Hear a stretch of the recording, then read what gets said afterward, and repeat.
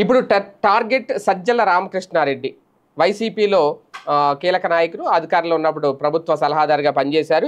అయితే ప్రధానంగా సజ్జల కుటుంబం దాదాపు 63.72 ఎకరాలు కబ్జా చేసింది అటవీ భూములు, అందులో 52.40 ఎకరాలు ఉన్నాయి అనేది, మొత్తం కుటుంబ సభ్యుల పేర్లతో ఉన్నాయి అనేది. అంటే ఇప్పుడు కీలకంగా ఇప్పుడు సజ్జల కుటుంబాన్ని టార్గెట్ అయ్యారా? సజ్జల కుటుంబంలోని వ్యక్తులు ఎవరి పేరు మీద అయితే ఈ ఎకరాల భూమి ఉందో వాళ్ళ మీద చర్యలు తీసుకుంటారా, లేదంటే నేరుగా సజ్జల్ని టార్గెట్ చేస్తారా అనేది ఇక్కడ కీలకం. వాస్తవానికి అప్పుడు అంటే వీళ్ళు చెప్పేది ఏంటి, సకల శాఖల మంత్రిగా వ్యవహరించారు అప్పట్లో సజ్జల రామకృష్ణారెడ్డి వైసీపీ అధికారంలో ఉన్నప్పుడు. ఈ నేపథ్యంలోనే సీకే దిన్నె గ్రామ పరిధిలో, అంటే కడప జిల్లా సీకే దిన్నె గ్రామ పరిధిలో 52.40 ఎకరాల అటవీ భూమి సహా మొత్తం 63.72 ఎకరాలని కబ్జా చేసినట్టు విచారణ కమిటీ నిగ్గు తేల్చిందట. ఇందులో గతంలో పాయవంక రిజర్వాయర్ కోసం ప్రభుత్వం సేకరించిన 8.05 ఎకరాల భూమి, కొంత అసైన్డ్ భూమి కూడా ఉన్నట్లు గుర్తించారట.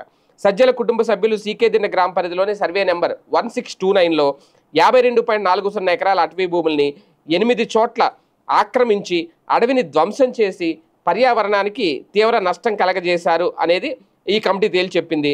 ఆక్రమించిన భూమి చుట్టూ ఫెన్సింగ్ కూడా వేశారట. ఈ నేపథ్యంలోనే ఇప్పుడు ఈ ఆధారాలతో సజ్జల కుటుంబం మీద చర్యలు తీసుకుంటారా, అంతేకాదు ఈ ఆక్రమించిన భూముల పండ్ల తోటలు కూడా పండించుకుంటున్నారట.